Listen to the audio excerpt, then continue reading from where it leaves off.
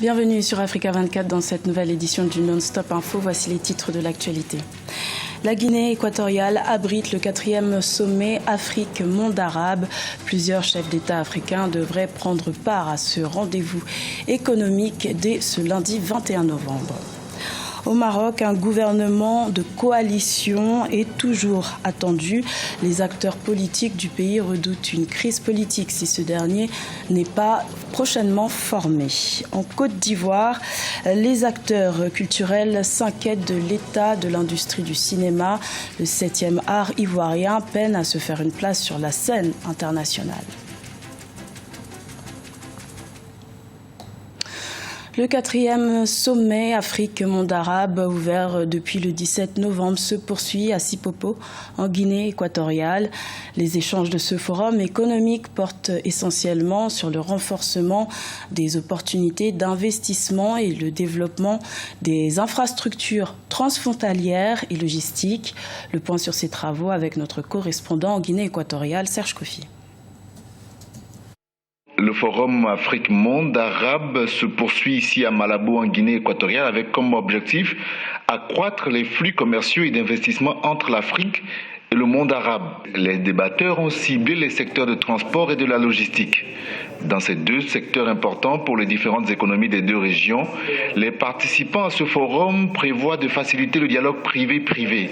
Ils entendent de même identifier les opportunités d'investissement et les projets majeurs dans les pays arabes et africains avec des stratégies à moyen et à long terme. Une réunion ministérielle mixte se déroule actuellement et regroupe des ministres des Affaires étrangères et de la finance de l'économie des deux régions.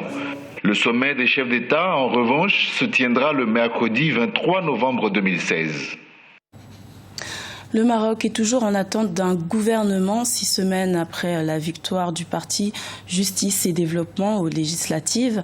Le Premier ministre Abdelila Benkiran n'est pas parvenu à former une coalition gouvernementale, ce qui laisse craindre une crise politique dans le pays. Corinne Kamdem.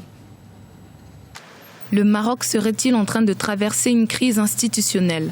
Un mois après sa victoire aux législatives, le 7 octobre 2016, le Premier ministre Abdelila Benkiran n'est toujours pas parvenu à former une coalition gouvernementale. Il lui faut rassembler les 198 sièges minimum à même de lui assurer un vote de confiance au Parlement où son parti, le PJD, le Parti Justice et Développement, a décroché 125 députés. Selon le Premier ministre en fonction, Aziz Akanouche, le riche homme d'affaires marocain et président du RNI, le Rassemblement national des indépendants, sera à l'origine de cette impasse qui pourrait mener à une crise politique dans le pays. La constitution marocaine ne prévoit rien pour régler ce type de différend. Cette situation qui fragilise la vie politique du royaume chérifien est loin de plaire au roi Mohamed VI. Le Maroc a besoin d'un gouvernement sérieux et responsable. Toutefois, la formation du prochain gouvernement ne doit pas être une affaire d'arithmétique, où il s'agit de satisfaire les desiderata de partis politiques et de constituer une majorité numérique, comme s'il était question de partager un butin électoral. Aziz Akanouche, président du RNI, aurait exigé que l'Istiqlal, le parti historique de l'indépendance qui s'était retiré du gouvernement en 2013, ne fasse pas partie du prochain gouvernement. Des conditions jugées inacceptables par Abdelila Benkiran, qui vient opportunément d'obtenir son ralliement au Parlement. Le RNI aurait également demandé plusieurs ministères clés, ainsi qu'une place au sein de la future coalition gouvernementale pour son allié, le parti L'Union constitutionnelle.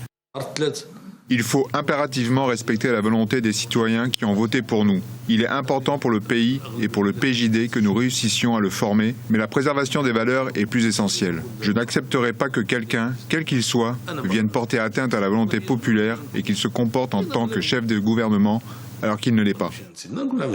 Selon le quotidien Al-Akhbar, les dirigeants du PJD auraient insisté auprès du Premier ministre pour qu'il trouve un terrain d'entente avec Aziz Akanouche. En Côte d'Ivoire, l'industrie du cinéma peine à décoller. La télévision a permis l'émergence du cinéma ivoirien et l'apparition du numérique lui a donné une seconde jeunesse. Mais jusqu'à présent, le 7e art ivoirien reste absent des grands rendez-vous du film sur la scène internationale, ce que les acteurs de la culture ivoirienne comptent changer. De Gracias Podo. Comme la plupart des pays africains, la Côte d'Ivoire fait encore face à un manque de moyens et de structures adaptées pour relancer son industrie cinématographique. De nombreux acteurs s'y impliquent et essaient de conquérir un public de plus en plus exigeant en termes de qualité des productions. Si le cinéma ivoirien est toujours absent des grands rendez-vous du 7e art sur la scène internationale, il attire néanmoins davantage de monde dans les espaces de diffusion sur le plan local. Au niveau du cinéma, donc il y a eu le passage de l'analogique au numérique. Il faut dire quand même que c'était un peu plus cher quand même. Et puis il y a eu la piraterie, donc la pollution des CD et tout ça, qui a fait que les gens s'asseyaient à la maison pour voir le film sur un ordinateur venu au cinéma.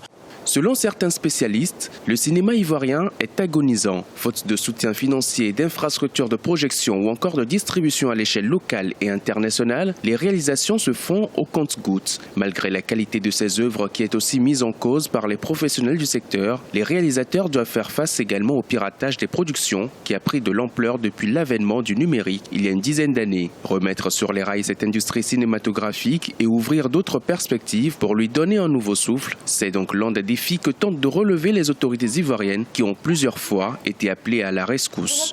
Une fois les images tournées, nous allons les mettre en boîte, prendre l'avion et aller dans d'autres pays, en Europe ou au Maroc, pour pouvoir finaliser le film. C'est un exercice, le cinéma. Il ne faut pas leur en vouloir, nous avons tous commencé comme cela, à nous exercer à travers des courts-métrages, avec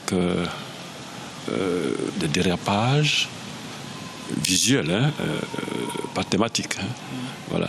Mais c'est un exercice permanent. Le cinéma ivoirien pourra-t-il sortir de sa léthargie? Une question à laquelle de nombreux acteurs du secteur veulent répondre. Ils multiplient les initiatives pour une meilleure organisation de leur domaine d'activité. Mais en attendant, la profession de cinéaste en Côte d'Ivoire souffre toujours du manque de dispositions institutionnelles, du manque de ressources financières et de solidarité entre les acteurs. Néanmoins optimistes, certains veulent croire en l'avenir du cinéma ivoirien qui ne manque pas pour autant de talentueux réalisateurs.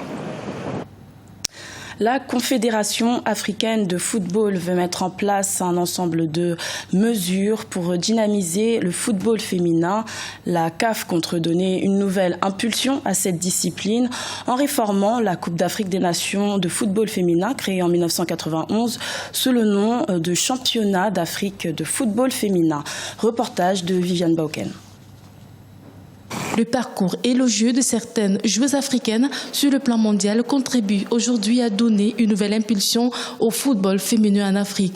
Et aujourd'hui, la Confédération africaine de football, première instance du football en Afrique, a mis en place un plan de développement à long terme du football africain. Nous avons un rôle important au niveau footballistique à jouer, qui est d'avoir un plan de développement à long terme où, en plus de cette compétition, nous souhaitons promouvoir de nouvelles compétitions au niveau du football féminin, arranger les qualifications au niveau des compétitions de jeunes, Coupe du Monde FIFA U17 et U20 de meilleure manière. Nous augmentons également les dotations par rapport au financement du football féminin. Nous organisons un certain nombre d'initiatives également pour la promotion du football et de certaines causes en utilisant le football comme plateforme idéale. Selon le secrétaire général de la Confédération africaine de football, le plan de redynamisation du football africain en Afrique devrait commencer par le changement des politiques locales. Une réforme qui devrait débuter par le renforcement des championnats nationaux. Mais il est du devoir également de nos membres et des associations nationales de pouvoir prendre ce relais et de répliquer. Ça passe à travers soit la mise en place, soit le renforcement des championnats nationaux. Ça passe à travers le recensement des joueuses au niveau de chaque pays et de la mise en place d'initiatives à ce niveau-là. Donc nous parlons de programmes de long terme. De manière générale, le football féminin aujourd'hui, même statutairement au niveau de la CAF, est devenu un objectif clé. Durant les travaux de la 38e Assemblée générale de la Confédération africaine de football qui s'est tenue en septembre 2016 au Caire en Égypte, les responsables de la CAF ont adopté en tant qu'objectif clé la promotion du football féminin et sa bonne gouvernance. La deuxième journée de la CAN féminine s'est jouée ce dimanche 20 novembre au Cameroun. Les équipes du groupe B se sont affrontées. Le Nigeria s'est imposé 6-0 face au Mali. Le Ghana a gagné 3-1 face au Kenya. Le Nigeria prend donc la tête du groupe B après cette première journée de compétition avec 3 points, suivi du Ghana avec 3 points. Le Kenya occupe la 3e place et le Mali est dernier du groupe B. Ce journal a été réalisé par l'ensemble de la rédaction. Merci de votre fidélité. Retrouvez dans quelques instants une nouvelle édition de l'information sur Africa 24.